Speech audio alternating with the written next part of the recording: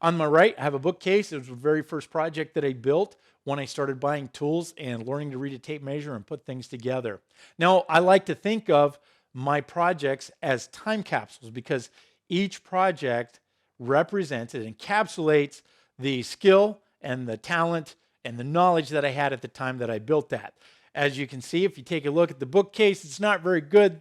The proportions, kind of horrible. It's a bit gaudy. The stain's blotchy. The finish isn't very good. But you know what? It was the best that I could do at the time. And I was very proud when I completed the project. As time moved on and I gained more skill and experience, I kind of became embarrassed about that project. And I'm glad that I hung on to it though, because it's a benchmark of where I've came from. So this really is my first, woodworking project that I pursued as a woodworker. Now, fast forward to more recent history in my woodworking journey, and I have this prairie chandelier. This is on a stand right now, but it's actually intended to be hung from a 16, 18-foot ceiling. This piece was the piece that I made when I was invited to be a part of a fine woodworking exhibition at one of the regional museums. I was one of 24 people invited to show, and this was the piece that I made. So this is museum quality work that you're looking at. This is the pinnacle of my woodworking career at the time that I made it. But guess what?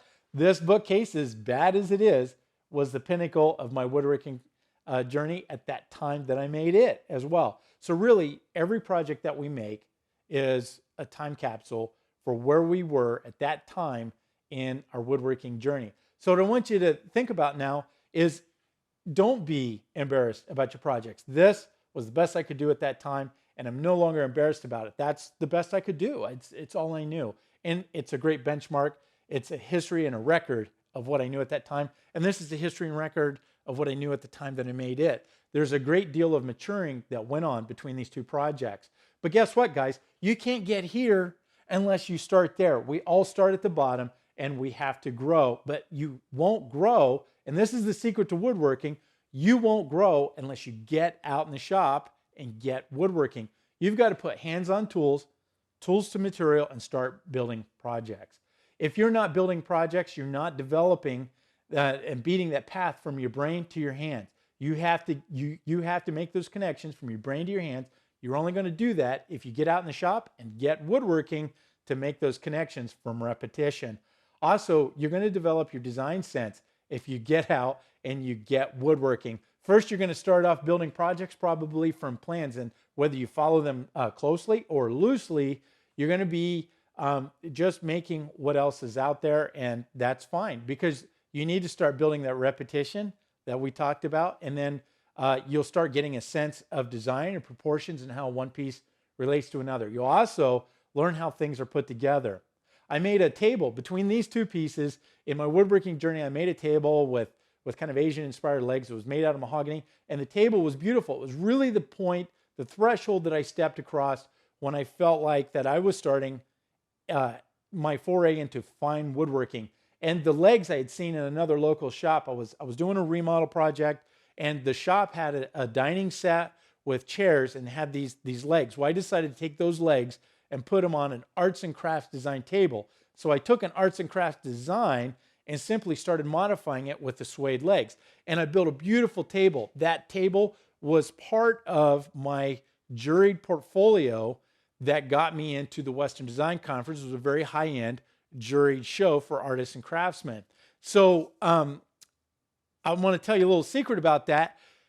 I had this great idea of making this table, but I really didn't know anything about joinery. So I cut biscuits in slots in the end of the stretchers and in the legs for the mating pieces. And then I started putting them together, and then I started thinking to myself, well, that's not going to hold. Biscuits aren't going to hold. So then I put pocket screws in too. So here, this really nice, sophisticated looking piece of woodwork. I had, at the time, I had a great idea. My finish work, actually spraying finishes, I was getting very good at that time at doing that. And I had a good choices on my materials. So I had good material interpretation, but I still was well into my journey learning how to put things together. So I started out with biscuits, and then I ended up using a combination of biscuits and pocket joinery all on all the same joints. So there's some of my sins that I'm kind of confessing to you guys. But you know what, guys? There's something I want to point out is I didn't know what to do at that point. I had some great ideas, but I was at a certain point in my woodworking journey, I just didn't know how to put it together. I didn't have the skill or the talent to use mortise and tenon, and I just couldn't do it at that time. But it's a great representation of and record of where I was in my woodworking journey. And guess what, guys? You're going to make similar mistakes. You're going to have blotchy finish like I have on this bookcase. You're going to have poor finish. You're going to struggle through your finishes, and I have too. And you only get better if you get experience, and you only get experience is if you get out and you get woodworking. So that means you have to get out in the shop and you have to build. So you can't develop your skills. You can't develop your design sense. You just can't develop your ability to finish anything unless you get out in the shop. You're going to develop more efficiency, and you will become safer as you become more skilled at functioning in your shop, as long as you don't become complacent, of course.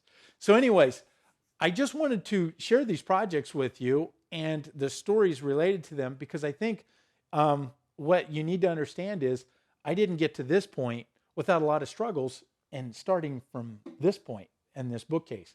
So, we all start climbing the ladder at the bottom, guys, and you're going to start there too. I want to encourage you to get out in the shop, continue to build and mature as an artist, as a craftsman, a designer, a maker, all these things. You got to get the experience. So basically in this video, I have given you the secret to woodworking, which is get out and get woodworking. Get in the shop, get experience. So until next time, guys, this is all I have for you. And get out in the shop, get woodworking, and be safe in your own shop.